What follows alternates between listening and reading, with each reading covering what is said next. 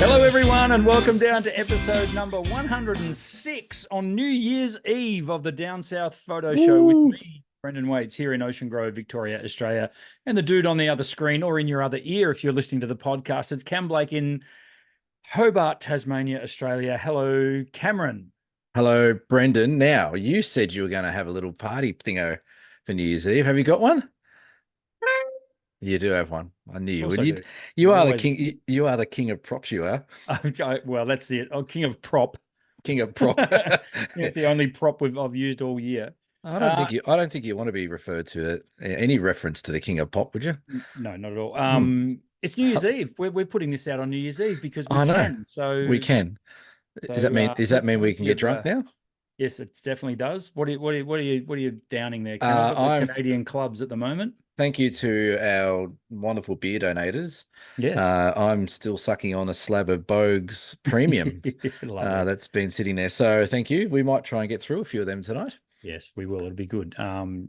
I hope you people, good people at home, have got yourself a little brandy or a little Mm, schnapps or a snaps. glass of champagne. Glass of champagne is popular on New Year's Eve, or if, of course, you don't partake, a nice beverage of some other description, non-alcoholic.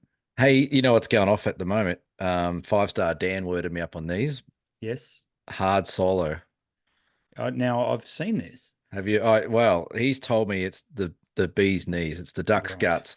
He Right. said it's like drinking solo, but you get a bit tipsy on it. Right. So, the other day I was in Sheffield, up in northwest Tasmania, doing a shoot at Cradle Mountain, and he rang me. He goes, "Have you tried hard solo yet?" And I'm like, "Dude, I don't think they've got it here in Tassie." And over the road is the Sheffield pub, and I was just staying in the motel. So I got up, went across the road, went into the bottle shop. It was like asking for candy. It was like really a Yes. bit embarrassing. And the Hmm. lady goes, "Oh, we're sold out of that. That sells out every time we get it." I'm like, "Oh," she goes, "But we've got it on tap." And I said, "I'm in You've a got it tank." on tap. They got it on tap. I had tank top, thongs, and board shorts on. I thought probably not. I'm probably overdressed for the Sheffield pub. So I didn't partake. But apparently that is the bee's knees of stuff. Okay. So hard Mhm. solo could be the way it goes, Yeah, apparently, I according don't to Five understand Star. why people from overseas think Australians have a drinking problem. I don't understand that. We don't. We That's don't. We you don't. know, We just just have a country that's got a drinking problem. We don't. yeah, The country that's does. right. We just Yeah. we just put alcohol in soft drink, no problem. Yeah. That's Yeah. right. That's fine. Hey, Apparently he they says have. has his CC and dry. Yeah, yeah. Apparently, they're going to stop making this hard solo, and they have to rename it because of that exact Yes. reason. Because Yes. people think it's a soft drink, and then Yes. they're eight cans in and can't realize why they can't Yeah. walk straight. Yeah. I'm surprised that George Lucas hasn't arced up after they called it hard solo. But anyway, Yeah, yeah, yeah. That's maybe true. he did. He Maybe might he did. he might still. You never know. He does have all the money in the world after all. Thank you to all our Hmm. 731 subscribers on the YouTubes for liking, sharing, following along. Now, last week I might have said that we had something around 16,000 views on YouTube. I was a little bit out Oh, by wait. about half. We've Oh, actually just passed 30,000 views on YouTube, which is yay us. Yeah, no one yeah. else is going to pump our tires, so Yeah, that sorry, hang deserves a on. blow iron trumpet. There we go. Hey, actually, when you mentioned it last week, I thought we hadn't moved because I thought that's what it Yeah. was. No, I was way off. 30,000. You know what? I think I was Yeah. confusing the audio with the YouTuber. Well, we do that anyway. We confuse the audio and the video all the time on this We show. do. This is true.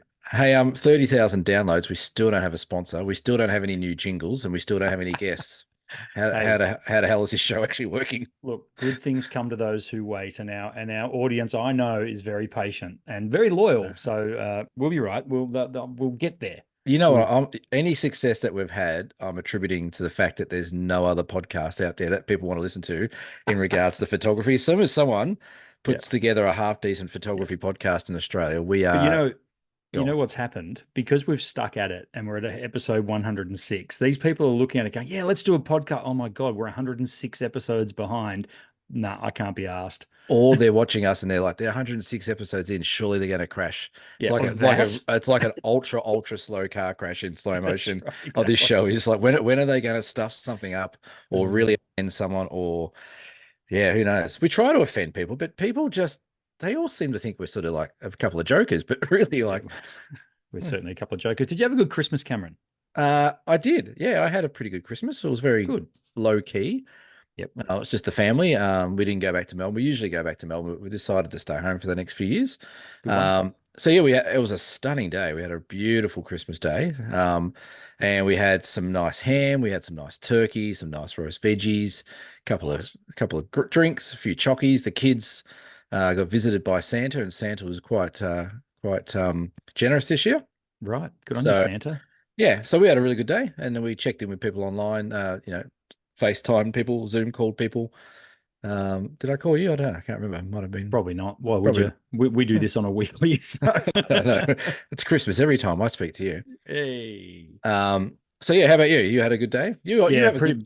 you always have a good Christmas, don't you? You're a big Yeah, Christmas person. we're normally pretty family oriented. So I was Mm. lucky enough to have my old man down come and stay with us for a few nights, which was Right. great. Is that Jeff? Jeff? That's Jeff. That's Yes. correct. Well, Yep. well done, Cameron. Mm. Very good Yeah. memory. Yeah. Shout out to Jeff, who won't be watching because he doesn't, but that's fine. No. So it was really good to have, for the kids to have their granddad here and Yeah. sorry, their pa here, and for me to have my old man here. And no, similar. We ate, we drank, and we were merry. It was fantastic. Just a really good, solid Christmas day. A lot of Yeah. fun. A lot of festive cheer actually at our place. It was wonderful. Was there any bean balls bowled? Any beamers? Is there No any cricket? backyard cricket. No Oh, backyard cricket. No, right. no. Oh, oh. Bit of a story behind that. I won't go into it on this, but no backyard cricket this year, which was a bit disappointing because I'm ready to go. I I know limbed up and everything. you've done it. You've done an injury, haven't you? No, I have not. All right, tell us. Hey, you were meant to tell me something off air last episode too, Was I? about something your friend was getting for Christmas that you weren't allowed to tell me, and then you'll tell me off air. Then you forgot all about it. Oh, I'll have to go and watch the episode from last week to refresh my memory. There's a lot going on, Cameron. That'll make 6 people that's watched it now. Yeah, that's right, exactly. Um, Look, it's New Year's Eve. Now, some of you may be out with your cameras setting up for a fireworks extravaganza. Yeah. So Cam and I thought we might give you a few tips and pointers on how to shoot fireworks displays. As he Now, as he Googles how to shoot fireworks. come on, Cameron, you're Wow. all over it. You are all over it. First of all, if you haven't already, now we're probably going to put this out New Year's Eve morning, so you can plan on it. No. We won't Oh, put it out. really? No, we're not going to put it out at 3 seconds to But midnight. aren't we recording this live New Year's Eve? Of course we are. That's right, we are. Mm. 1994. And so the first thing you want to do is get your spot. That is crucial. You have to stake out your spot. Yes, it You're is. going to have to be that person that spreads their tripod out in the prime spot. Did I mention you have to take a tripod? Right. Let's start with gear. You have to have a tripod. Well, hang on. Let's go back one step. Let's Oh, see. even Let's go. more. Let's go back because today on the radio, this is so topical. On the radio, so anyone that lives in New South Wales and in Mhm. Sydney who wants to go see what's behind Brendan there, the big, probably, as much as I hate to say this, it's probably the best fireworks display in the world, the Sydney ones. I reckon they always look incredible with that bridge. They do. But apparently this year you can only reserve your spot in like one or two vantage points. The rest of it is free willy. You got to go there and fight tooth and nail for your spot. So there was an announcement today saying that you need to get out real early. So I'm picking like lunchtime to get your spots. But picnic rug, take a big picnic rug, and Yes. it's like a big footprint, and then you just say you Yes. got a big family that's coming later, and That's right. No, so and anyway, just sit there and maybe put on some cricket on the radio or something. just or- drink cans. True. Play some tunes, just hang out there. The good thing about most fireworks displays is quite often they will have an early fireworks display The kids ones, the kiddie for ones. the kiddies. Sydney do a 9:30, Melbourne do a 9:30. I think even my local area, Geelong, do a Hobart, do. It's 1983, but it's still a 9:30. Perfect. And I would actually hazard a guess that the one behind me was part of the 9:30 display, given how much light there is still in the sky there. So Well, it's a good point you raise there because I've found, same with my one behind here, if you want to get proper, really good New Year's Eve fireworks, I've noticed over the last few years that the first display, which is generally the kids one at 9:30, it generally tends to be the better one because it's not pitch black. There's still a bit of color in the sky. So you can actually get some effects like we've got behind our shots here. So if you don't want to sit up to midnight, but you still want to get some pretty good shots, highly recommend getting the early one. Then you can sort of just pack up and enjoy the night, really. Exactly. Or you can Mm. practice on the Or kids' the next one. ones and Yeah. be prepared for the big show. Mm. Camera settings, Cam, what would you use to shoot fireworks? Well, first of all, yes, definitely tripod. Yes. I normally would shoot, and I haven't shot many fireworks. I sort of wing it a bit. Yep. I would normally shoot in manual mode. Yes. I want to try and control my shutter speed to give it a few seconds because the fireworks take off and they go in the sky, then they explode. So I usually try and get something like around about 4 to 6 seconds of some sort of Perfect. action. I would have my ISO. Again, it would depend on the time of night as well, or if it's a really bright region or little bits of, lots of ambient light around you. But I would say something like about 400 ISO would be maybe a good way to start off with. Hmm. I would use the self timer as well. So if you've got a cable release, that'd be great. Um, and then autofocus can be a bit of a tricky one as well, because if you're trying to press the button, it's trying to focus on a dark sky before the firework goes off. That's not going to work. So If you're it's a little lucky bit, enough to be in Sydney, though, you might be able to that's preempt right, that and focus on on the the big bridge or coat something. hanger there. Yeah. Otherwise, similar to how you would shoot Astro, go into manual mode, and shoot your auto. So turn your autofocus off and do manual focus to infinity should be okay. Yep. If you find that it's missing that a bit, you might back it off, or you might focus on something over the other side of the bay there, or on the other side of the river, so you get a bit of a distance there. As for F number, that plays around a bit with me. I couldn't tell you off the bat what it would be, but I generally sort of start at like F8 or F11. Yeah. And that way it gives you a bit of room either way to either open it up and go faster shutter speed, or shut it down and get a slower shutter speed. But Yep. that'd be better. I'd take all my filters off. I would Yeah. have no filters on, No. So and give myself plenty of room. unlike you in real life, Cam, no filter. And I would give myself a bit of room. That's one thing I've noticed at fireworks, because it gets really busy. Yeah. Try and make sure you've got yourself a good bit of space. We shot some fireworks on our Kakadu workshop a couple of months ago in Darwin when we got back to Darwin. And it was all on the foreshore there, and we got on these little sand dunes, and it was only that we spread ourselves out that we actually gave ourselves plenty of room. There was other people on the beach, so we're all next to each other and they're moving around and they're sort of dodging each other to get things out of their bag. So give yourself a bit of room. If there's other photographers there, be wary of them as well. People get a bit nancy on New Year's Eve with fireworks if you get in their way or you knock their camera. So give everyone a wide berth. Yep. Yeah. Did I cover As everything? as with most things in photography, the old PPP, prior preparation prevents piss poor Piss poor performance, Yes, I love which that. is like PPPPPPP. I hate that saying, by the way. One of my bosses said that to me once, and I could have punched him in the face. But that's another story. I like Piss poor performances result in punches in face. correct. Mm. That's right. Mm. Lens selection for me would be, I would like to have a little bit of zoom if I could, just so I've got a bit of versatility in the moment, because Yeah. you won't have long. Like, if you're in Sydney, you're going to have 20 minutes of Yeah. a fireworks display, which is why everyone should at least once in their life have a crack at photographing the Sydney fireworks. Because if you can't get a good fireworks display with that going on, Yeah, that's right. yeah, you probably photography might not be your thing. Well, But it is easy to stuff up though. oh no, it is. Yeah. I'm not saying that lightheartedly. What I'm No. saying is give yourself a bit of preparation. So have like a zoom.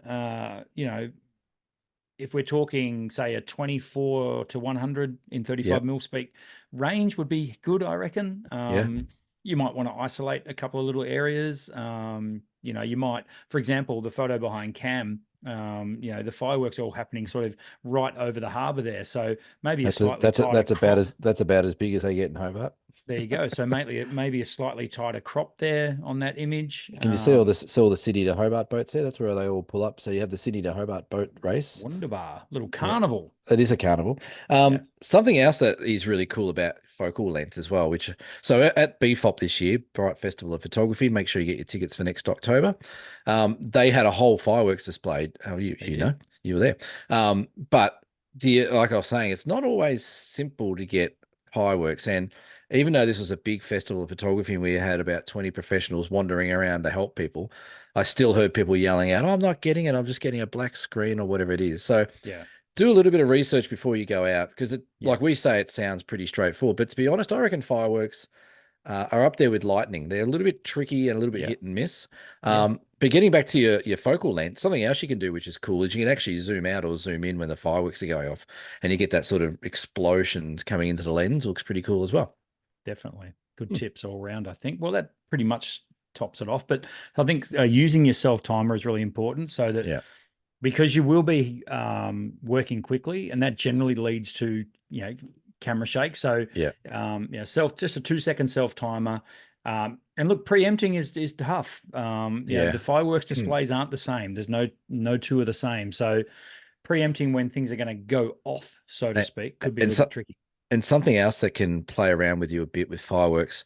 One thing I try and take note of is the wind direction. Yeah. So even though the fireworks go off, they'll fade to a certain direction into the wind, but they'll also create a lot of smoke that goes into that wind. So if you're sort of downwind from where the fireworks are, you're going to get a lot of disturbance in front of the fireworks.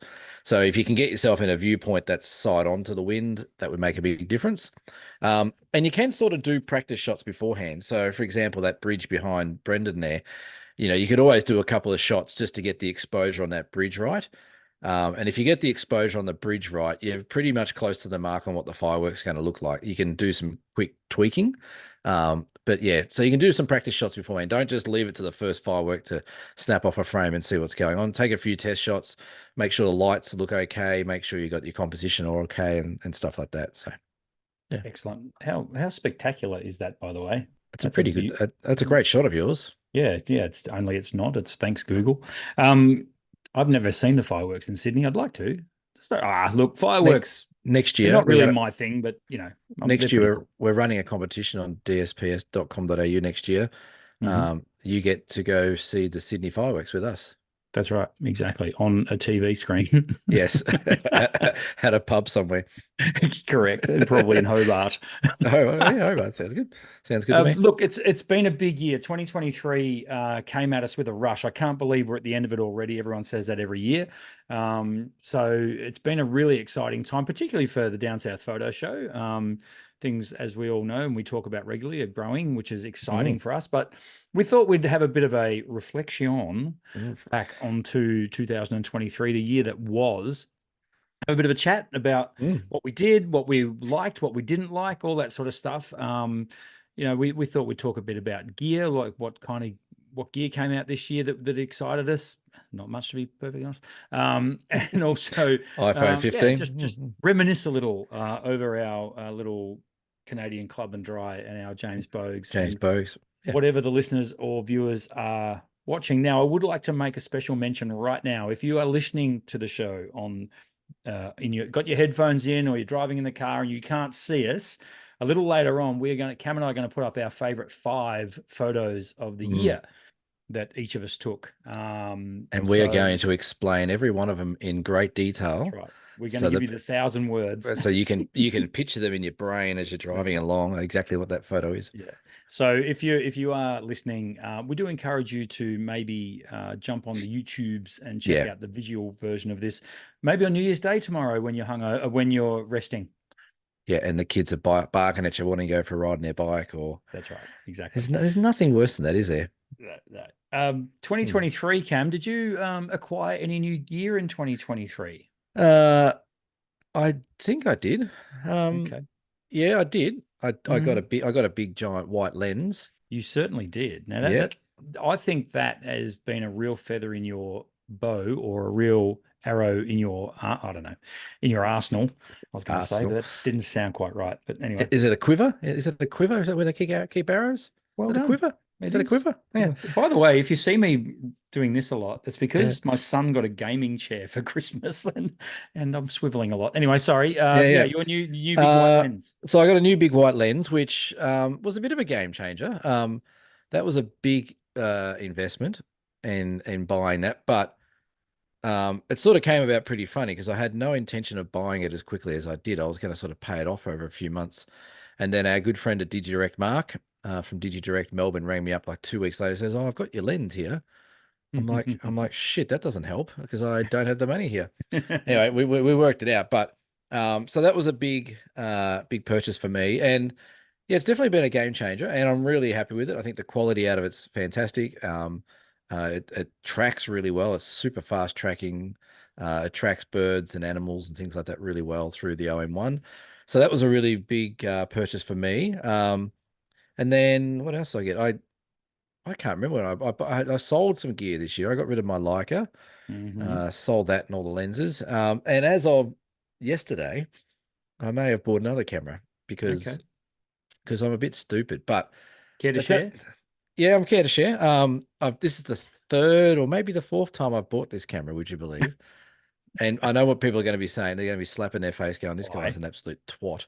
And yes, I am. So I bought the Fuji GFX 100S, and Again. again, and the reason why I bought it again is because I think apart from my Olympus system that I have, which is super versatile and I can use that for 99.9% of my stuff, I think the Fuji GFX system is probably the best system out there in regards to file quality. The Mm. quality and detail that comes out of these files and the GFXs are really, really amazing. So, but the reason why I bought it, I had no intentions of buying it until again, DigiDirect, who don't sponsor the show, who should, because we probably send tens, if not hundreds of thousands of dollars through them every year.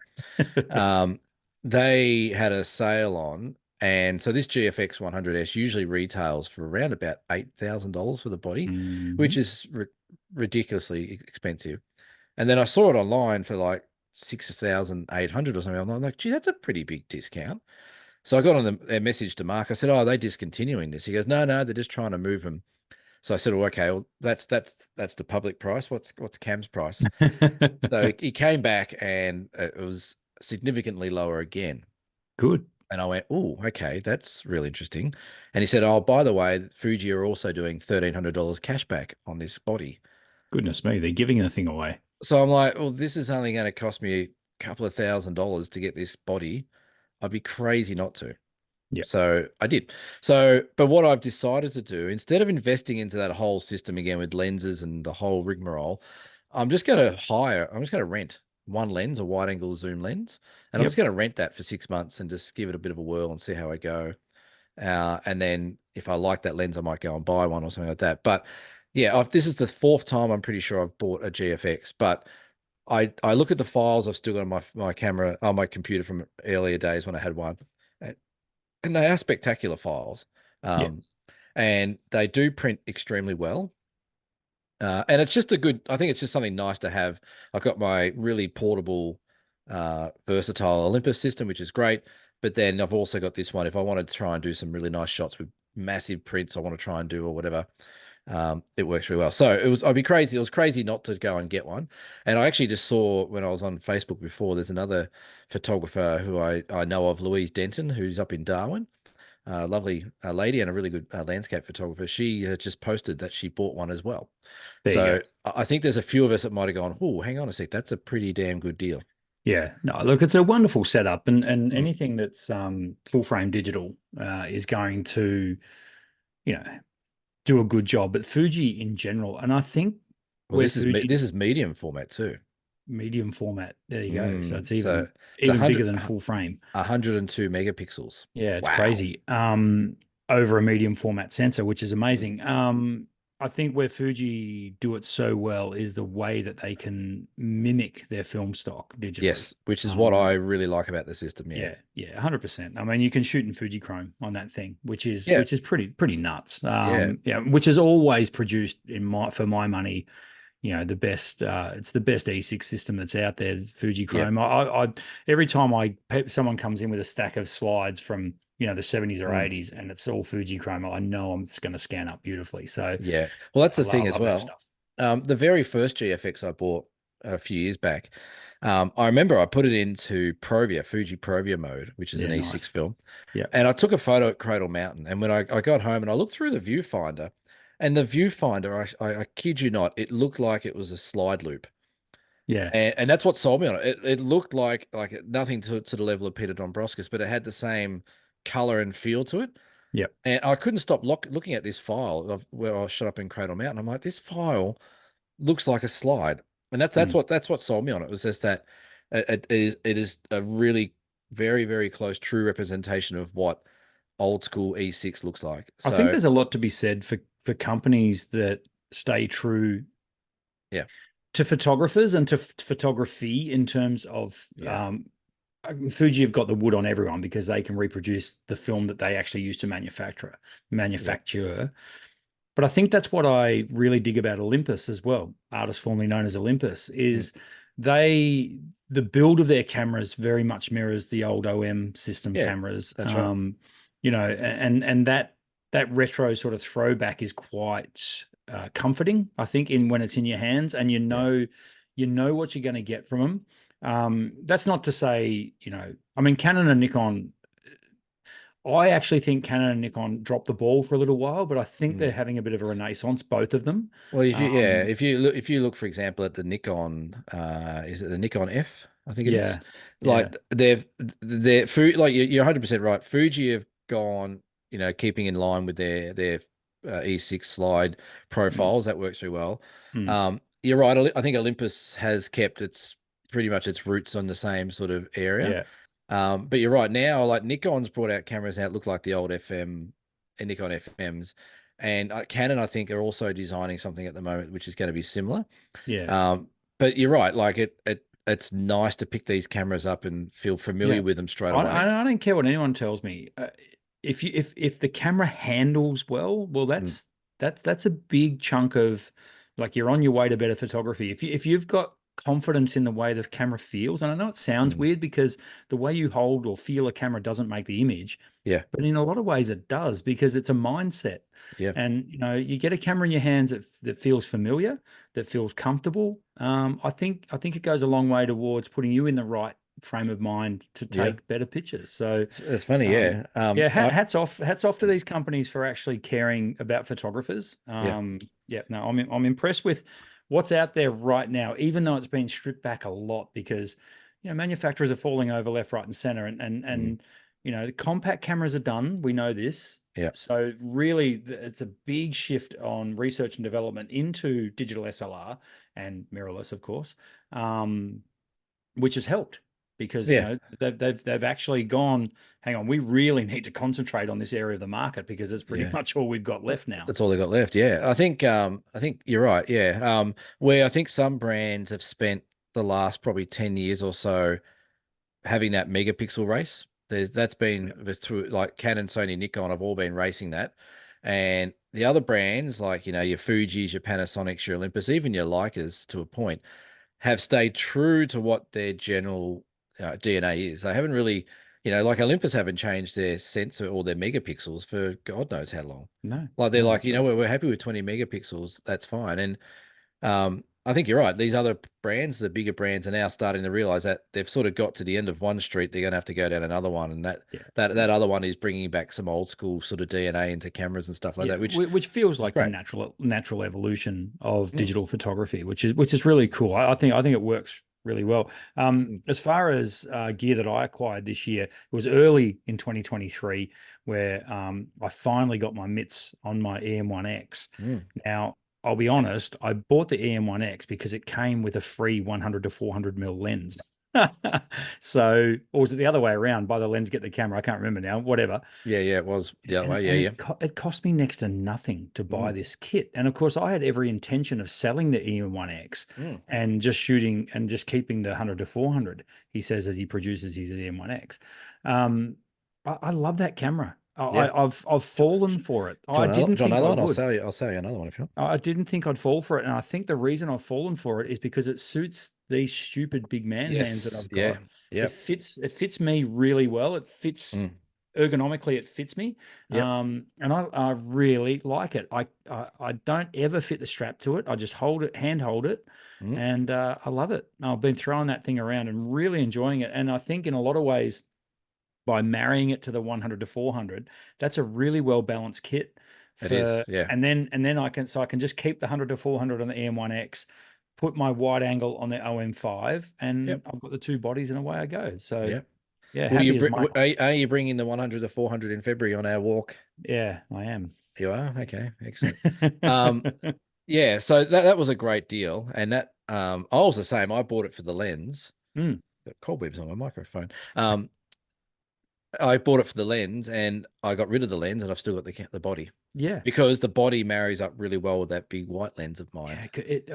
if I had to be picky, it could do with the firmware update, but I don't know if they're ever going to do one because I think that was the last line of Yeah, those kind maybe. of. Well, I heard a rumor that there's a new camera coming out in 2024 from OM Digital.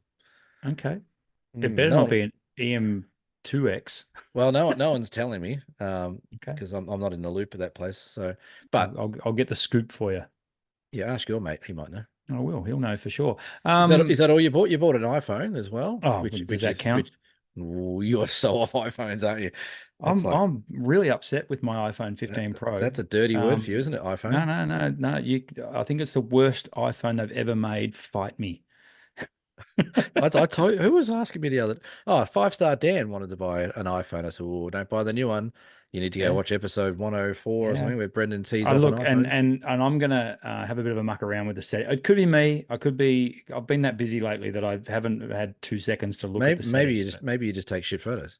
there's no doubt about that. But that goes without saying, Yeah, Cameron. yeah, So moving on, yeah. 2023. Cam, what was the best time that we had behind a camera? As in we, as in Oh well, us. you or me. Like what? Okay.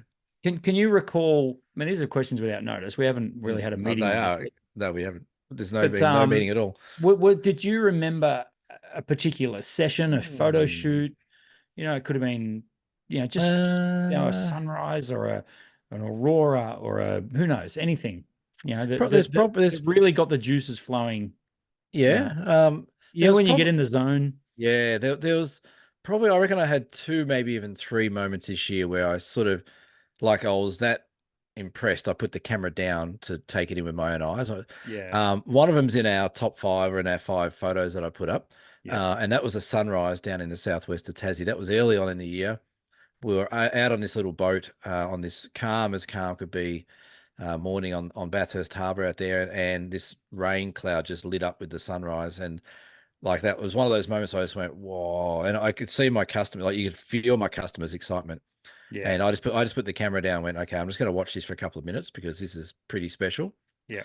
And probably the other one was at this end of the year, just probably going through Utah. There was a few moments there where I just put the camera down, and one of the viewpoints at Zion, both Five Star Dan and I both put our cameras down and just went, this is impressive. Hmm. So we did that a couple of times. So yeah, probably bookends. There was one at the start of the year and then one at the end Yeah, where yeah, where I've just sort of gone, wow, okay, that's pretty cool. So yeah, that's good. yeah. What about you? You must have had a few. Oh, I did. I was really fortunate this year.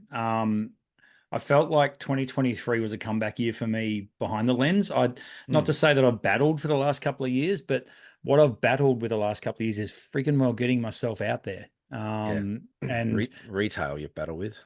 well, that too, but I Mm, think more than anything, at least twice, maybe three times this year, I just went, I'm going to take photos. And yeah. I actually, instead of taking photos being a bonus, it became the actual focus of the trip, Yeah. right? Yeah. For ages now, and you're in the same boat. Like you got young kids, you get your weekend, you want to have Mm, time with the family, which is fantastic. yeah. The camera comes along and you might get it out and take a few shots. Yeah. Yeah. Whereas when you dedicate, I'm going to take photos. I'm going out for the day. I'm going out for a couple of days. I'm going to Mm, hike. I'm going to camp, whatever. yeah. Um, two moments that were my top two moments this year. One was the trip I did down to the 12 Apostles. Yeah. Just chucked all my gear in the van, bailed out mid-morning, and just went, I'm shooting the sunset at the 12 Apostles. It was midwinter.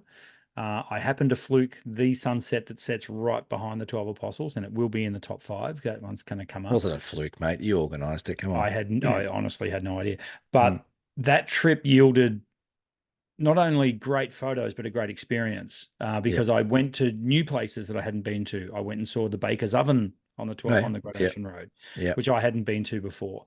I was telling this to a friend the other night, and it was just it got me going again, which I really loved. And going back to the 12 Apostles and shooting when the penguins landed and Mm, explaining to this American family that there's penguins here and watching them flip their shit and mm, then actually seeing the photos on my screen, it made that connection of a professional photographer again, which I really loved. And super proud of the images and haven't done a thing with them since I took them, but that's okay. Yeah. That'll come. Yeah. Really, really proud of them. And of course, the other one, and it goes without saying, was night 3 on the Overland. Actually, Oh, morning yes. 4 of the Overland, Oh, yes.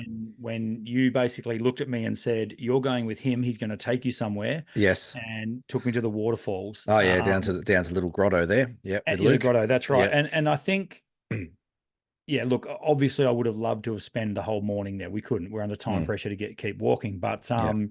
that might have been 20 minutes. Yeah. And that was phenomenal just to Yeah. be there and see it. Yeah, I got a couple of nice shots. Yeah. They're not the greatest photos I've ever taken, but to know that places like that still exist was pretty Yeah. bloody awesome. Yeah. I think between the two of us, I think we both love the same thing, and that's the experience. Yeah. Like the photos are just a byproduct of the experience, really. And Yeah. that's how everyone really should be shooting. Like, yes, you can go on holidays and go shoot wherever you're going, but it should be the whole journey and the whole experience of where you're going. And then the photos are just that end product of good preparation, a good experience. Whether or not you're sharing it with an American family that, don't know where the penguins are going, or, Yeah. me spending it with Dan, my cousin in another country, or spending it with customers, whatever it might be. You'll remember the experience well before you remember the photo you took from it. Yeah. And I think that's really important, because I think what happens these days is that quite a lot of people chase the photo, not the experience. And for a whole heap of reasons, whether or not it's getting attention online or getting likes or trying to sell stuff or whatever it might be.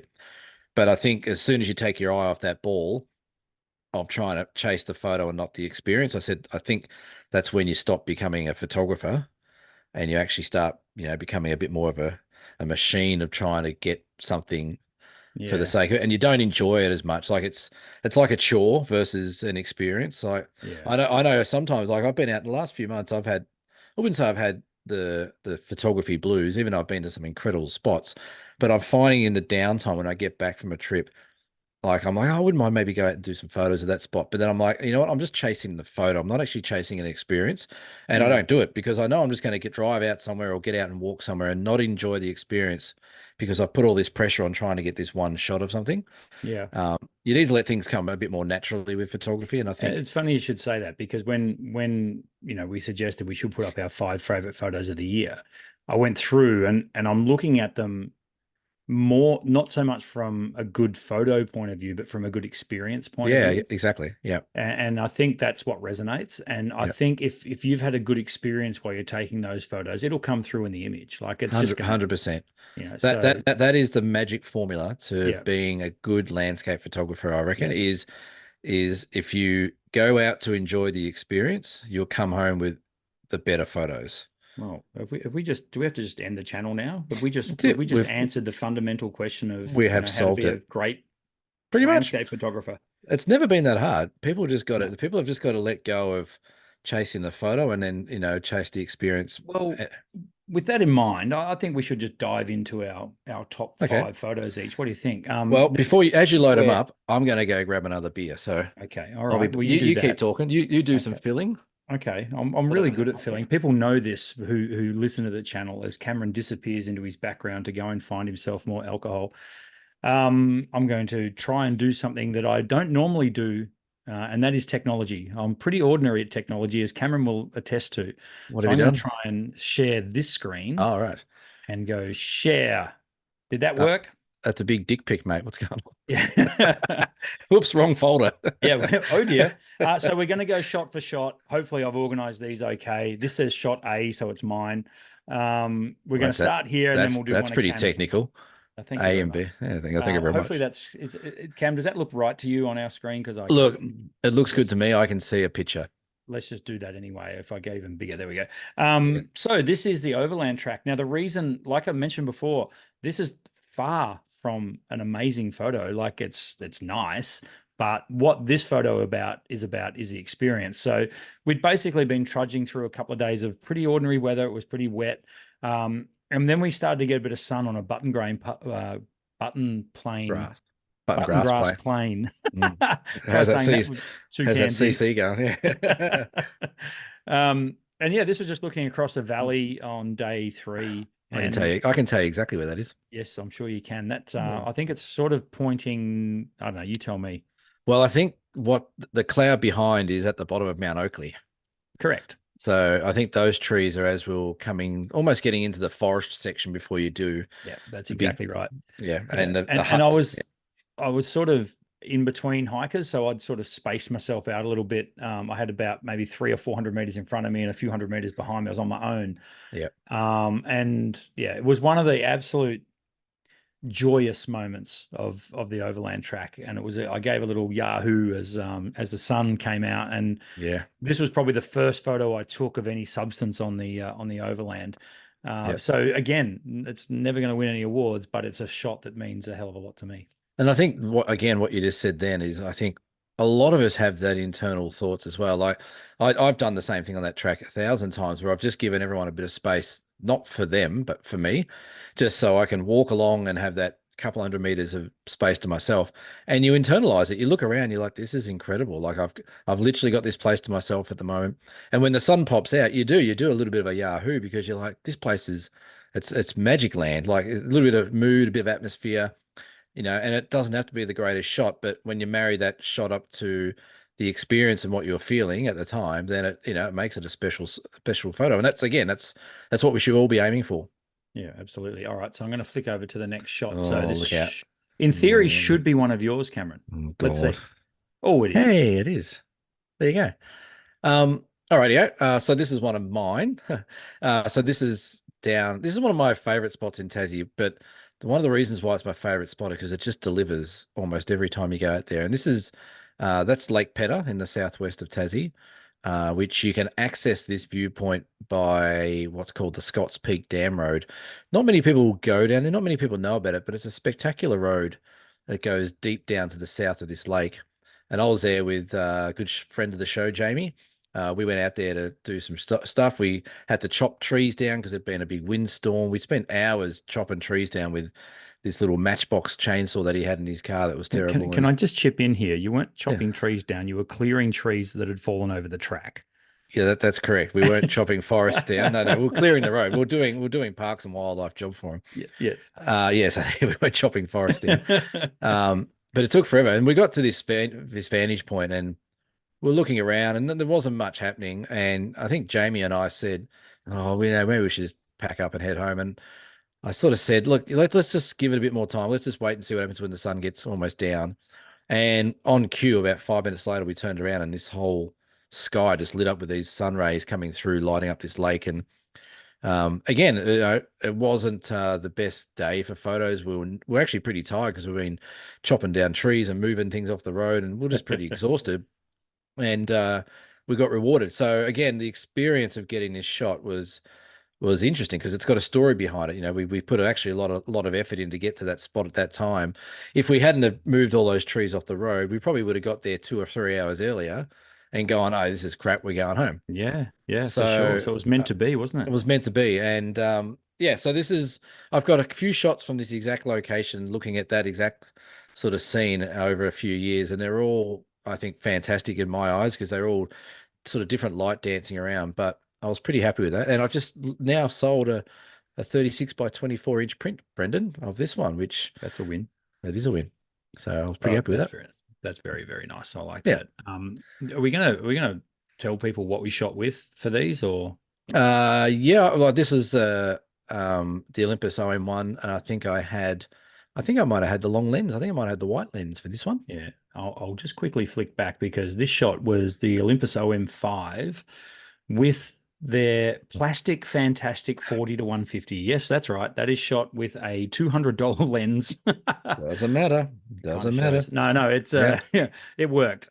So if we go forward one, right. So this was I've actually forgotten what photos I put up. This was another night where Jesus. um this is another night where it all came together and the juices flowed and it felt good to be a photographer. This is my muse, Point Lonsdale. Mm. I know everybody is sick and tired of me banging on about how much I love Point Lonsdale, but there's a reason, folks. It's because you get photos like that. So this is the entrance to Port Phillip Bay. It's also known as the Rip. Cameron's been through there on the Spirit of Spew Mhm. more than once. Upright and sideways. Yeah. It is actually one of the most treacherous waterways in the world, apparently. So, Yeah, it is. Absolutely. as was proven when one of those pilot boats ran aground when we were at BFOP camp. Really? So, yes, In they in were rough in rough weather or just bad correct. driving? No, hit the reef where we took participants early in the year. That reef that sticks out by the jetty there. Oh, right. Uh, Okay. yeah, hit the reef, and they had to be rescued. They had to be chopped off there. So it was pretty full on. They lost one of those pilot boats, which are worth a pretty penny. Wow. So there you go. The danger money that they get to do that job, they don't get Yeah. paid enough. Anyway, what you're looking at there, obviously, is a big wave that looks like it's chasing the boat, but there Mm. is quite a bit of distance between the boat and that wave. Yeah. In fact, I would say there's probably somewhere around the 300-meter mark between Yeah. those two. So, Yeah. what you're looking at here is the EM1X with the 100 to 400 at 400 mil. I was just one of those nights where the big swell were rolling through. The light was great. Mm. Yeah, really happy with that shot. That is a cool spot, and I only visited that the first time when we did our Yeah. DSPS workshop. Was that the start of last year or the year before? Yeah, we did summer and winter this year, so Right. So this, we've yeah, been there two times. yeah. So the first time I went there, and I could see that wave rolling in, and I think the first time we were there, it started to build up as we were moving away and going to another location. But yeah, you can see why people love it, and there's been some incredible shots from that location. Definitely. So that's pretty cool. But it does look like the boat's about to go down that wave, doesn't Yeah. it? Yeah, and it was funny because a lot of people, I have this photo on a big canvas in my shop, and people are like, "Whoa, wow, Yeah. that's an action shot." Yeah. Very Righto. cool. So next one, Mr. Blake, So this is the one I was talking about as one of my favorite moments. So this is isn't in that the south. magnificent? That cloud was just off the charts. So I don't know if I've shot it that well. Like to be honest, I'm not really happy with the foreground. I might have probably could have got some more water reflections, and maybe I haven't edited as well as I wanted to. But it was just one of those moments where the sky just lit up, and like the boat had stopped because we pretty much have the boat driver do what we want him to do. So, and they could see it happening too. And it was one of those moments where the guys that were guiding us, who go down to this place day in, day out, they all, I remember there was two of them at the back of the boat. And when this is all lighting up, I turned around and even they were looking at each other going, oh, have a look at this. Yeah. So it was a really sort of out of the box moment. And um, it was just really lovely to see. And like I said, we put the camera down for a couple of minutes just to watch it, and it all changed. The whole shape of it changed. It got longer and skinnier, it got brighter and darker and stuff like that. But that was again, that was on the IM1. I think I just had something like the 12 to 40 on it. It was just a standard lens. Yep. And it was just right time, right place. It was just one of those mornings, and you get them anywhere, those real fiery sunrises that you get, and you can sort of see that out the back. There's a bit of that fiery sunrise, but Yeah. this rain cloud that was coming across the lake was just in the right place to catch those rays. So, So just again, what lake is that? so that actually that's Bathurst Harbour. Sorry, so it's not a Right. lake. Bathurst Harbour. Okay. So I do a trip which will go in March. It's a 3-day, 2-night camp, but it's in glamping tents, huts and stuff. But you fly down from Hobart along the southern coast, pretty much past the southern point of Tasmania. Then you land at a place called Melaleuca. And then they're not tinnies, they're probably 20-seater tinnies or 20-seater boats. We pretty much get access to them and a couple of camp guides and boat pilots, and they take us around for 3 days, take us wherever we want to go in this huge harbour. It's a massive harbour. Fantastic. It's a very cool place. So Yeah. definitely one you'd enjoy. I reckon another experience that you would go, okay, this is magic. Yeah. So, question without notice, the mountain range that I'm looking at there, do you know the Yep. name of that or? Maybe I know the Western Arthurs and the Eastern Arthurs. Okay. So that could be part of the Eastern Arthurs. Yeah, right. So that's looking almost north from the south of Tassie. So Gotcha. Yep. funnily enough, the first photo I put up is probably as the crow flies, probably about 40 or 50 kilometers just over the other side of those mountains. Well, it's a hot spot for your It- photography. The southwest of Tasmania, folks, if you're coming to Tassie, you need to put the southwest of Tassie on your to-do list when you're out here, because it gets incredible light, incredible weather, really great conditions, good and bad. It's just a spectacular part of the world. Love it. All right, let's go. Next one. So, Oh, I like this one.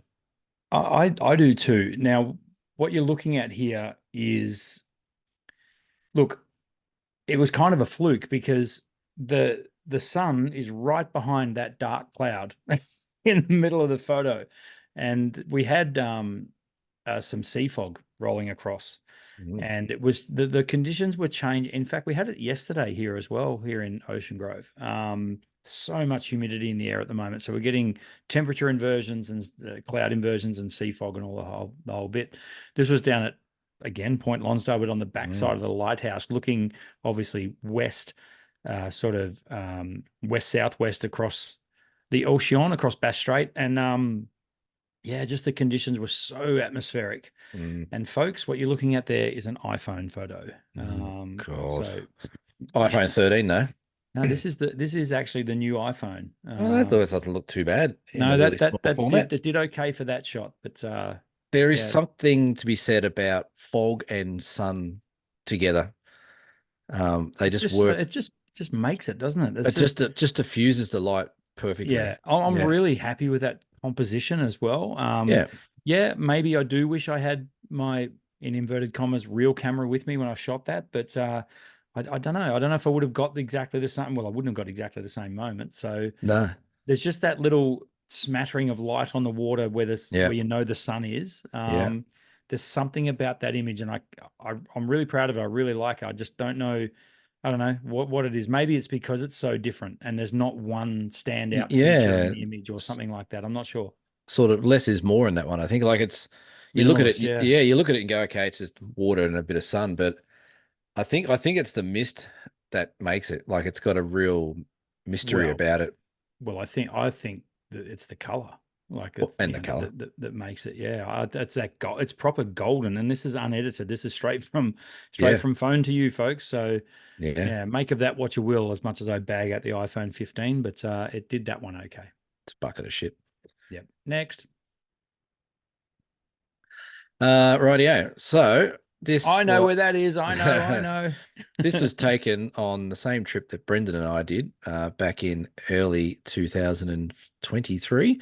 So this is just after you head off from Kitchen Hut around the western side of Cradle Mountain as you make your way down into Waterfall Valley. This is the Fagus tree, very famous and popular in Tasmania. So we were walking along. It wasn't the greatest of conditions, um, but it's just color and it's everywhere. So I've always wanted to try and get a shot like this where it's sort of like endless Fagus disappearing into the distance, and that was the sort of trip that we're able to do it. So Yeah. so yeah, I was really happy with this one. Again, it's nothing too special, but it's a memory. I can sort of tell you how I was feeling. I can tell you what sort of camera I was using, what settings, a whole lot. So this is the IM1. This would be the Leica 8 to 18 lens, which is being used a fair bit this year. But yeah, it's got a real sort of Jurassic feel about it, especially with the little pencil pines in the background. Yeah. But yeah, but I love those kind of scenes. I love having that foreground interest and sort of vanishing into the background with, again, like we're talking about fog on your shot, the last one before. Again, fog sort of really draws your eye out to sort of look how far you can see back into those trees, Mm. because they sort of keep vanishing and vanishing and vanishing. So yeah, I was happy with that one. Again, good memories, good people on the trip. It was great fun, and yeah, I'll, it's I'll, good. I'll tell you what I was thinking when you took that photo. How the hell am I going to do this for 6 days? It is about then after you leave Yeah. civilization Yeah. behind. It's like, oh, that's right. Yeah, We're past the point of no return. It's that way or mm, bust. And yeah, yeah. one thing You I know what? loved about Yeah, this and this area in particular was it was my first taste of the wild yeah, Tasmania. yes, And I yeah, think I yeah. think that I think that's what I really digged about it. Yeah, the one thing I love, like I love and I hate this section of the track because this is, like I said, it's sort of just after Kitchen Hut, so you sort of really start, you sort of leave the tourist crowds, the day crowds behind. You start getting into your journey. But the thing I hate about this section is there is so much to shoot in that Yeah. section between Kitchen Hut and the first hut you go to. Yeah. But you're always trying to get to that first campsite. I would love to get out there, and most likely will next year. I'll probably go for a bit of a walk out there and spend a good day out there at the back and have a look around in the Vegas time because yeah, it's a stunning place and Oh, it's yeah, it's incredible. yeah, it was a real treat to be there. It was where the track had the big, like a lot of rocks to a lot of boulders and Yeah, stuff. So it's right. It's also one of the shittest walking parts of the track yeah, too. slow going, I think was. So Yeah, no, that was cool. I enjoyed that. rumor has it they're trying to fix that section, but I haven't seen any proof of that yet. But yeah, I kind of don't want them to. It's like a badge of honor, right? you know what? If they cut out that, what is it? It's about 400 or 500 meters of just shit. If they cut that out, I reckon it would be. I reckon I could almost do that walk blindfolded. Yeah, It's yeah. just, it's the only part of the track where you've got to severely concentrate on Oh every yeah, take. yeah. The rest of them you can sort of bluff your way through, but that section is just like any slip of the ankle and you're in trouble. No, exactly. So, All right, let's move right along. So this is it. This is the shot that ooh, ooh. I actually I'm going to go out on a limb here, and I think this is the best photo I took in 2023. Mhm. Um, Fair enough.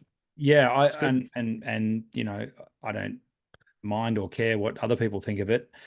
Again, because of the emotion that was attached to it. Yeah, I got to the Sum Apostles. I was ready to go.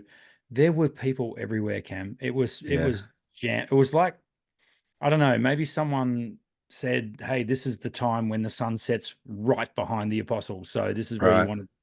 And I'll be honest, I did not know that. I fluked it. I got hit Yeah. there on the day that it sets right Mm. behind, and I was looking. I had my tripod set up, and I was looking, and I had my long lens. This is the M1X with the 100 to 400.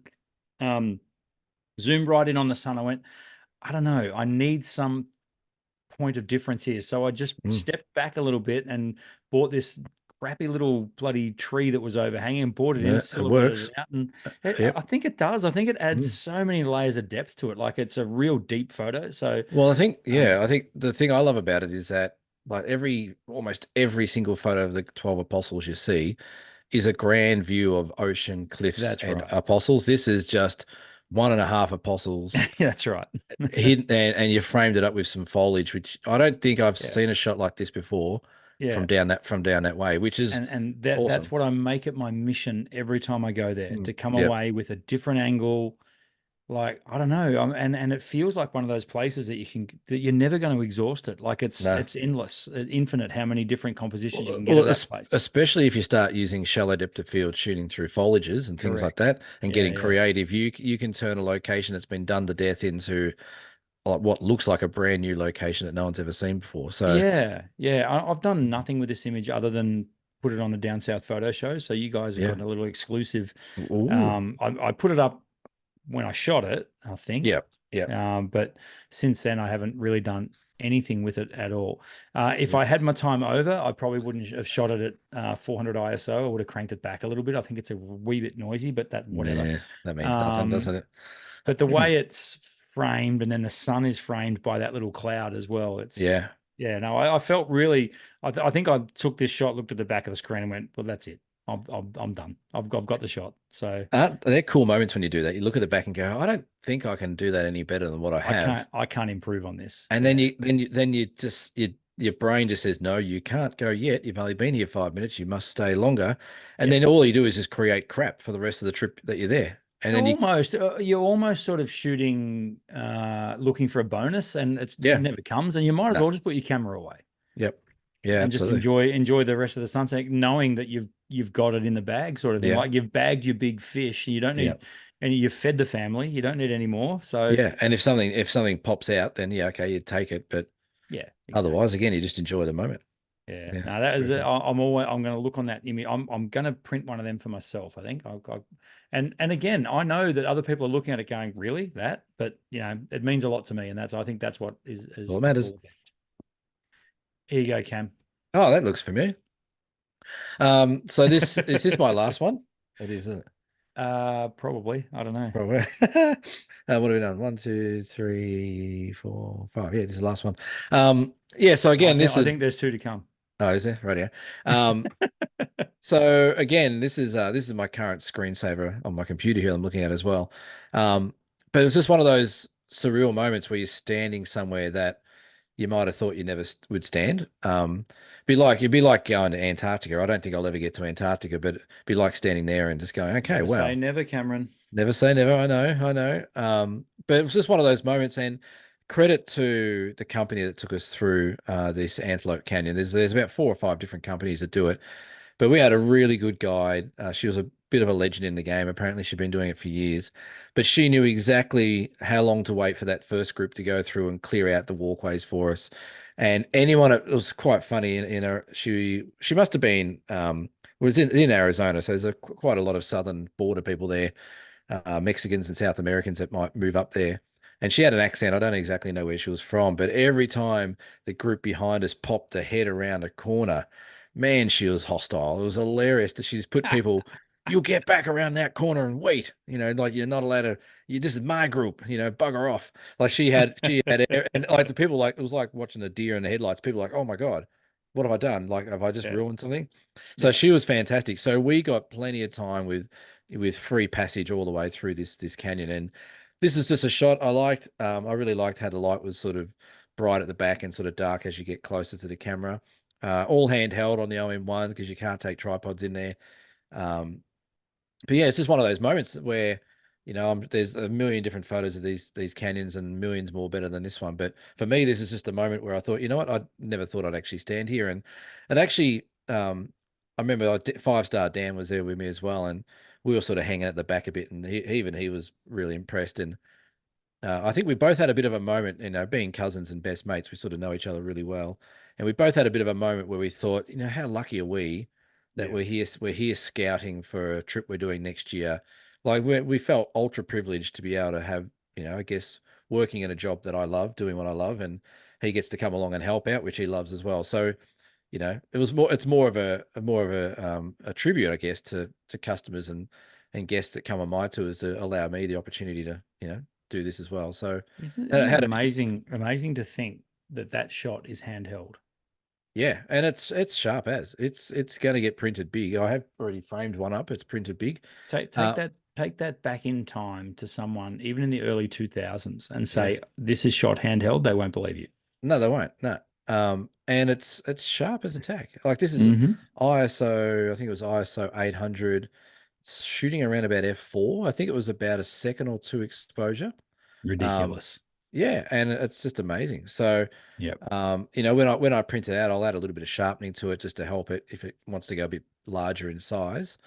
But overall, I was like, and back at camera, like all I've done is added a bit of contrast and Yeah. maybe brought the shadows up a little bit and just made I don't sure. think it needs anything, mate. And at No, correct viewing distance, it's going to be exactly totally right. awesome. Like I said, I've got one framed up over here.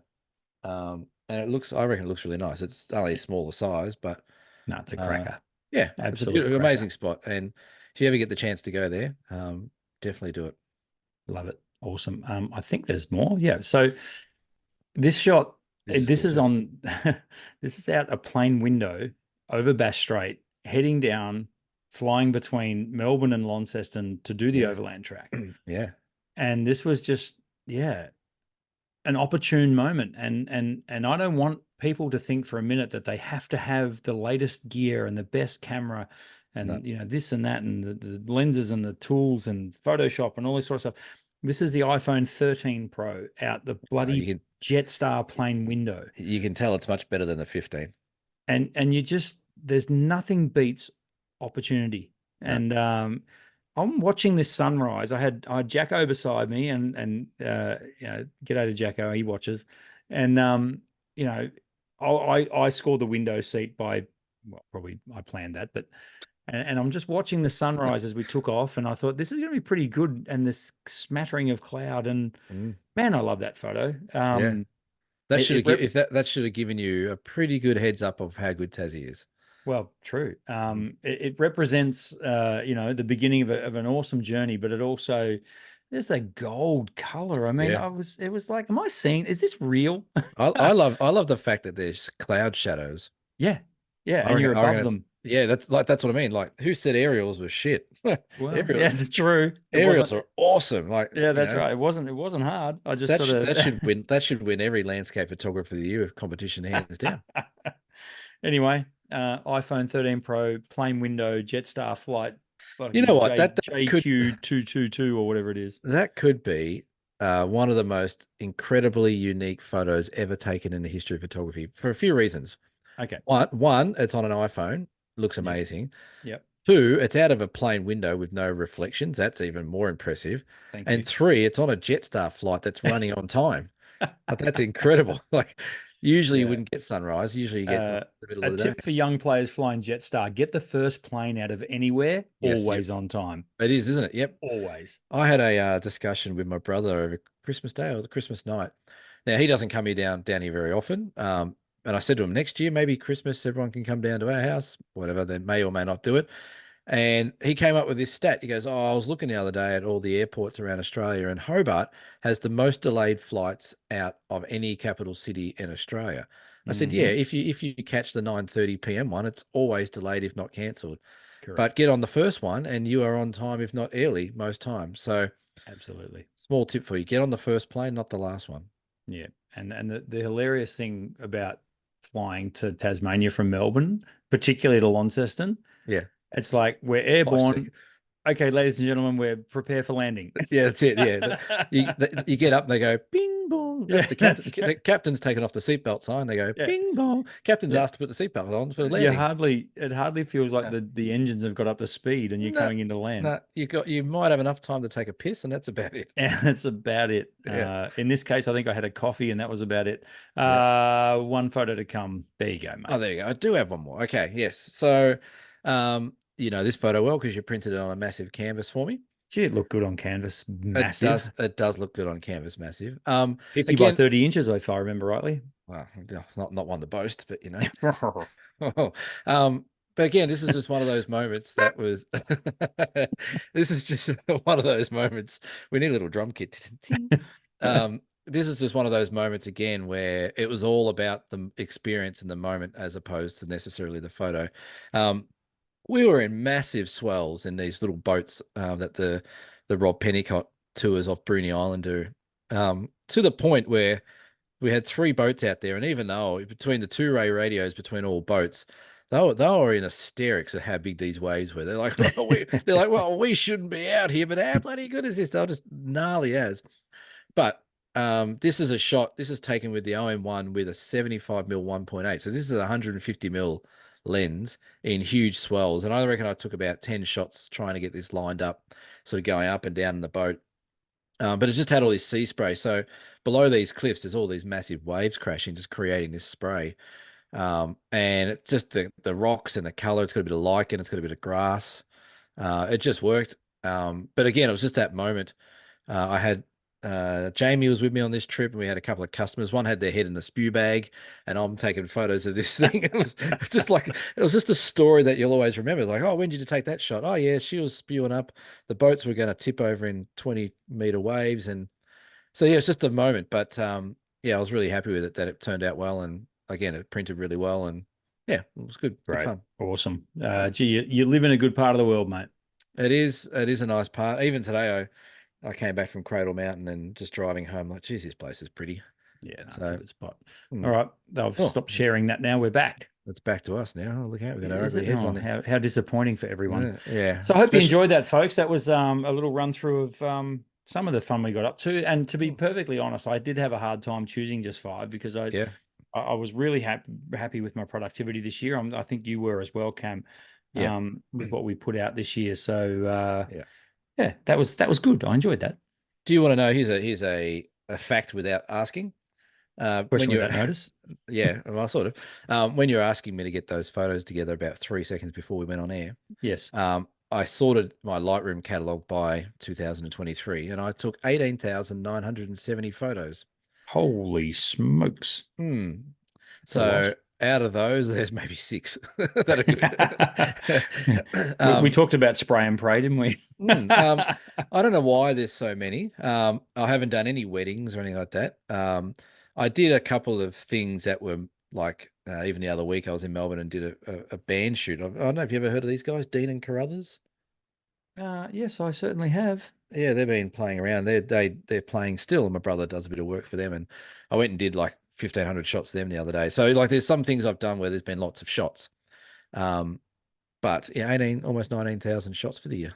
Yeah, I mean that's the thing. Like it's when you say, "Oh, I shot that many photos," but over a year, that's probably about average for a Yeah. landscape photographer. I mean, you'll go out, like, for example, the Mali trip that we did for 4 days. Well, there I you mean, go. That's right. Yeah. you probably took 2,000 frames then, Easy. so, Yeah. and that's on That's one 4-day trip. so So it's only an average of 1,600 a month. So that's not it's much. not that much really. No. So, which is Yeah. 400 a week. So Yeah, but you're right. Any workshop, I would come home with a couple of thousand easily. yes, absolutely. Yeah. Now, shall we move on to the photography word of the week, Oh, Cameron? yes. Because you Let's love it when I have to get my mouth around these words. mouth around what? Jesus, These come on, man. words that you put This, up for me, because Cam well, has his photography oh yeah, dictionary. let me get it out for you. Okay, Here thank it is. you. Oh, hang on, I What's gotta it? try. What's it called? Oh, it's called I can't get it right on the camera. The Focal Encyclopedia of Photography. Oh yeah. Good luck, son. The photography words, or in this case, phrase of the week, is corpuscular theory. What is the corpuscular theory, How did Brendan? I go?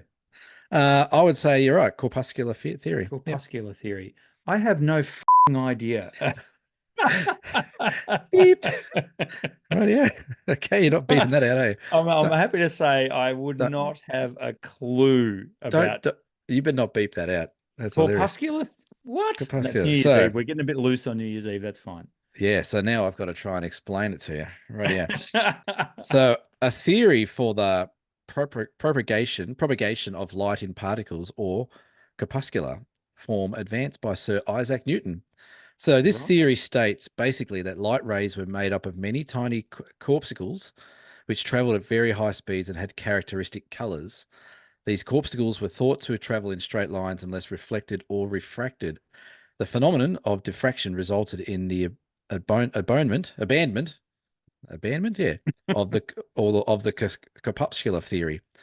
So it's it's about light particles and how they travel and that they have characteristic colors.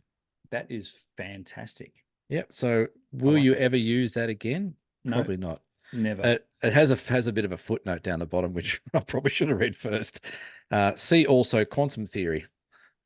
Holy right, okay, this is proper like physics. Yeah, I remember you might remember this back in our camera house days. I don't remember when much of those days. Our good friends at Panasonic came out with a 3 CCD chip that broke Yes. that. So you had one sensor that recorded red, one sensor that recorded green, and Yes. one sensor that recorded blue. Yes. The three set.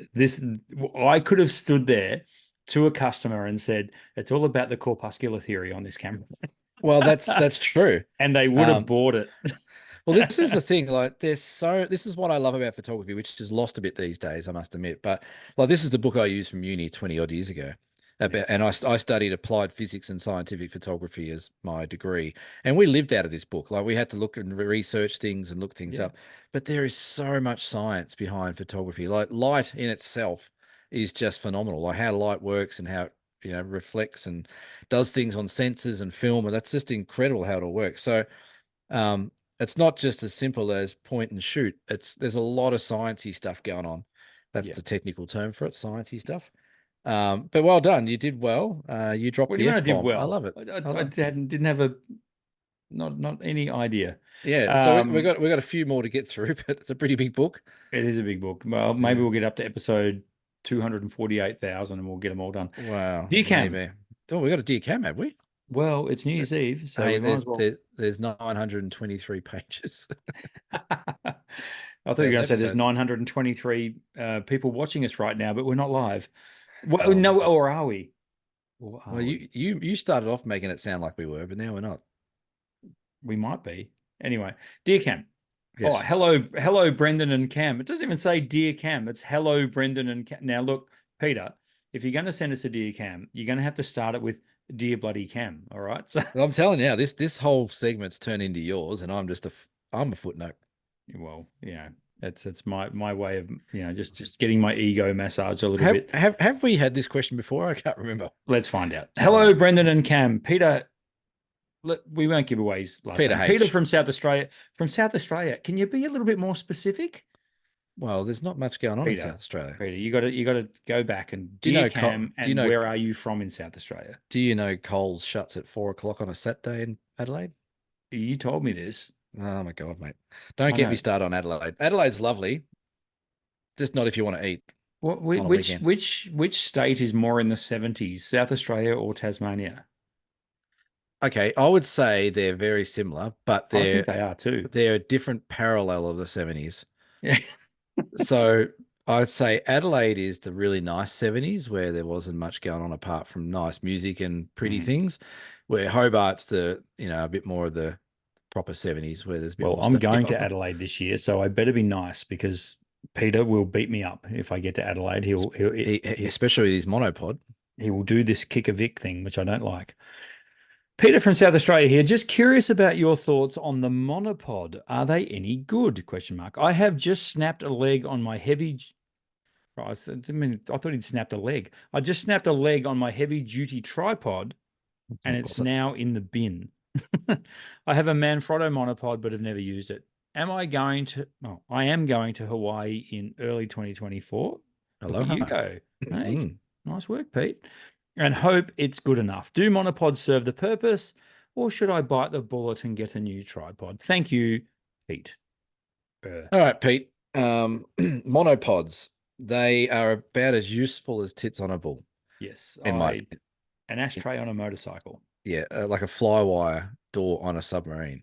That's They are correct. completely used. Well, if you're doing sports and animal wildlife and you want some balance to sort of help pan and stuff, then they're fine. I must admit, I used to keep a monopod in my car purely for the sake of using it if I needed to protect myself, because that's all I Yes. felt was good for. But yeah, like that's the only thing you had, then yeah, you could make it work. But if you've got the option to go buy another uh, tripod, especially if you're going to Hawaii where you might want to do some long exposures of waterfalls and beach scenes and stuff like that, Volcanoes, volcanoes and stuff like that, I would be saying T-Rexes. T-Rexes, yeah, little, that's right. Could be anything. Mm, Elvis. mm. So I would say I would go and bite the bullet and buy a new tripod. Doesn't mean you have to spend thousands of dollars on a tripod. You can get a good tripod for a few $100s. Absolutely. So, and if you're not sure, I'd still go buy a fairly cheap and nasty one just for the trip. So you got a tripod to take with you. But Peter, get yourself a Manfrotto Be-Free tripod Manfrotto Be Free. This is not sponsored by Manfrotto. at all. It should be, Nor, but it's not. nor, that should be our whole goal for 2024 is to Get a get sponsor. one sponsor. One. One. Just one. Just one sponsor. You know what Yes. though? We're gonna regret the day we do get a sponsor, because it means we're gonna have to do more technical stuff and like promos and insert things. You mean sponsors other than Cam Blake Photography and Ocean Grove Camera and Photo, of Well, course. they're our number one and two sponsors. That's But right. That's right. I mean, like a proper one. Yes. Yeah, there's one that actually gives. One that gives, not just takes. That's right. Anyway, back to Peter's question. Yes, get yourself a tripod, Pete, before you go to Hawaii. Yep. Or go to Hawaii and buy one cheap over there. They might be cheaper in Hawaii. Not as silly as it sounds, because you might have to lug the thing. Like, go, Pete, when you're at the airport, go into duty free, buy yourself a tripod for Yep. 60, $70, and then give it to some kid with a camera when you're in Yep. Hawaii. So there you go, mate. Yeah. And Yep. then don't worry about it. It's basically like you're hiring it. Yeah. That's an Yeah. option. Yeah, totally. I'll definitely do that, Pete. So Yeah. thank you. If you have a Dear Cam question, please send it in to us. You can hit up the links in the description. You can go to our How's your Facebook page. How's your Canadian club going? Yes, and it's New Year's Eve, Cam. Come Yeah, on, yeah, it's kicking in. You've been drinking all day, haven't you? it's New Year's Eve. We've got to do this. Yeah. Beer donations. Thank you, Mel, for donating another Mallory. beer. Mallory? Thank you, Mallory, for Oh, donating Mallory. another beer to us. I think that's all it donated. I probably should Look, just double check. if you would like to donate us a beer, dsps.com.au, you can buy us a beer. What buying us a beer does is actually support the channel. Yeah, we might buy a beer here or there, but when we've got to upgrade our microphones, or when we've got to pay for our YouTube subscription or our bloody Podbean thingy, it all goes towards keeping us. Oh, hang on. There's a few afloat. others. There are more. Yeah, Fire away. Jenny also bought us one. Would that be Jenny C? Jenny C. Thank you, Every Jenny time C. she watches the episode, she buys us a beer. But can I just say, for the whole year 2023, Yes. or whenever we introduce this crazy idea of buying us alcohol, Yes. I must admit my beer fridge has been full all year. Right. That makes one of us. I was going to say probably not yours, because all the money comes into my PayPal account. But that's okay. You just shout out when you even need some, and I'll That's send fine. some your way. But no, thank you to everyone that supported us. Oh, Like you by the said, way, that reminds me, I bought a new camera too when? today. All right. What'd you buy? I, GFX? I forgot to mention this. Oh, well, hang on. Let's rewind. Hang on. Let's cut. Go back. Go back again. Yeah. What have you bought? No, you've. A DJI Pocket 3. Did you buy the Osmo? Yes, I did. Ah, you cheeky mofo. Is on its way to me. I probably won't get it until the end of January, but that's fine. There's no stock, so Right. I'll get it eventually. Right. Okay. How much they slug you for that one? I can't even remember. And the Wow. reason for this is because we are improving what we deliver to our beer Are we? donators. Well, it's funny you say that. It's funny you say that because this week, as you know, I went up to Cradle Mountain and I've started doing a little bit of a video Yes. so I've put together a little bit. I didn't get exactly what I wanted at Cradle Mountain, so I'll probably have to wait a little bit longer to finish that video off. But Yeah. the idea is that, each month or so, hopefully each month, we're going to put out a bit of a instructional, hands-on in the field type of video where either Brendan and I go out and we'll sort of show you how we set up shots and get stuff done. It won't be Thomas Heaton.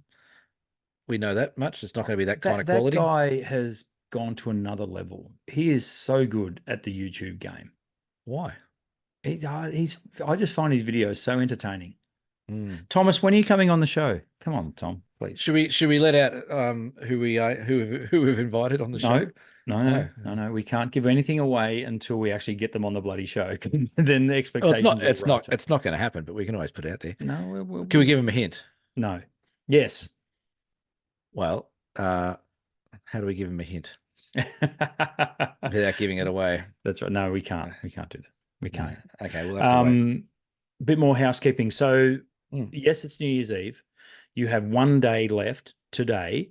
If it's already next year, bad luck, you've missed it, to enter our summer comp on the Down South Photo Show Facebook page. So if you go to our Facebook, just search Down South Photo Show on Facebook if you haven't already. You can like us there, you can follow us there, and you can enter our summer photo comp. Now, we have had some banging entries, and I say this every month when we have the comps. The entry, the quality of image is absolutely brilliant. There's been some stunning. Apart from the placemaker, what are they? The placeholder with the surfers. That's a bit. Yeah. crap, Sorry, that was just mine. We've had over 50 entries, I believe. Amazing. And just scrolling through now, you know what I'm liking, and I don't know how much you've looked at them but I'm liking the fact that they're definitely summer shots, but not all of them are in color. And I like that. I like people doing a bit different. It looks like there's some guy who's put up, well, he's going to get disqualified. That's an aerial. There's 2 aerials. Tom Putt, you're disqualified. He's photoshopped in people. We just see his name and he gets disqualified. Really? Yeah. He tried to call me today. I didn't answer. Yeah, not surprised. Why would you? No. He's just going to talk about himself. You know that. I do have something I do like in that. There is one photo in there that I like. Okay. Which is cool. But yeah, you got a few days still. We might put out something on the Facebook page this week beforehand. Just to sort of, as a reminder, I know our number one beer donator messaged me to say, "Where's the link?" I'm like, "Come on, Granddad. Come on, Mallory. Sort it out." I can't hang shit on Mallory. He's coming to bloody Utah. Mallory's giving you quite a sum of money. Yeah, Mallory's paying for my summer pretty much. That's right. Yeah. So put it in there. It's if you go to the DSPS Facebook page, there's a pinned post. So it's up the very top, and the pinned post has a placeholder of 2 surfers walking across the beach in sunset. Yes. So you shouldn't miss that one. So you just click on that, and it'll take you to the link. Now, last bit of homework, and for the year, we're done for the year, pretty much. Cameron and I, that guy on the other screen or in your other ear, if you're listening to the podcast, is coming to my neck of the woods to host once again our 1-day Bellarine Peninsula photography workshop, which is that we have 2 of. Which is so much fun. Like, we have a ball. You will learn a lot. You'll be inspired to take great photos in an awesome part of the world, which is my backyard. So I love showing it off. I know my way around this joint pretty well now. So January the 18th, which I believe is the Thursday, we still have 2 spots left. So We the do. Friday one, the day after, is sold out completely, but we still have 2 spots left for January the 18th, which is very, very soon. So if you've got a spare Thursday, January the 18th available, why not jump in your car?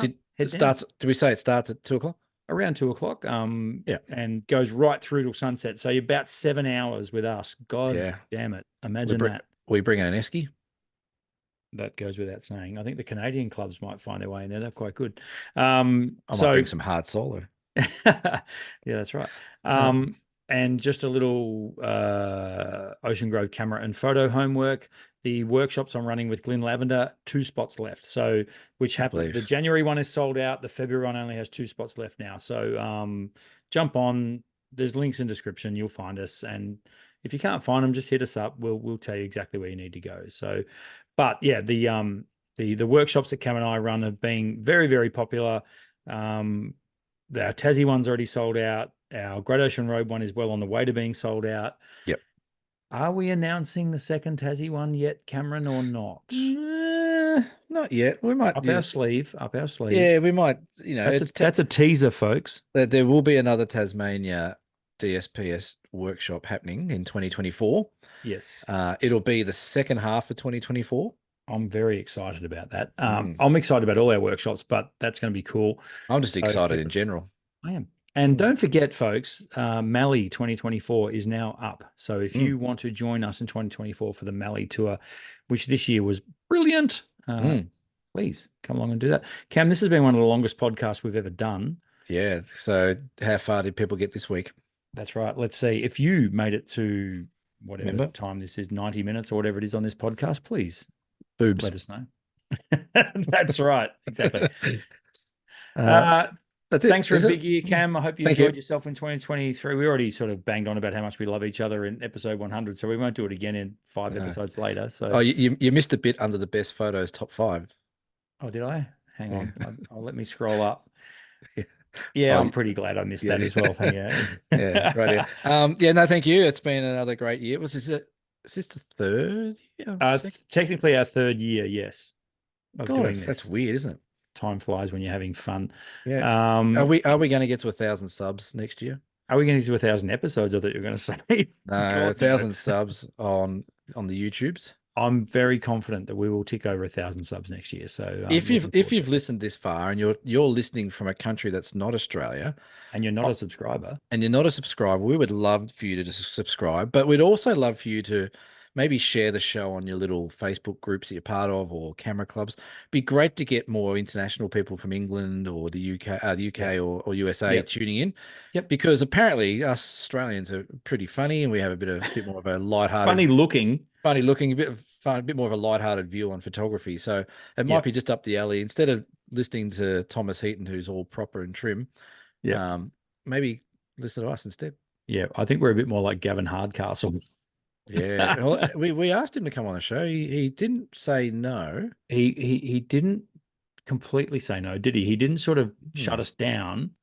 He just politely declined. Maybe he did shut us down politely. I don't know. God damn it! Did we fall for it? You know what? I reckon we're going to get this person I've asked. Okay. And I told you what I would give you if that happened. So get ready. Is that going to be recorded as well? Probably not.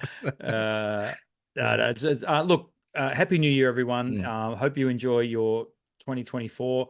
We will enjoy your fireworks if you're going out to shoot fireworks, and take any advice that we gave you earlier and ignore it and do whatever you want. Yeah. Well, yeah, get out there and try. Absolutely. Unsure if we're doing an episode in the first week of January. We'll see. We might take a week off, but anyway, you'll find out. All said and done, Cameron?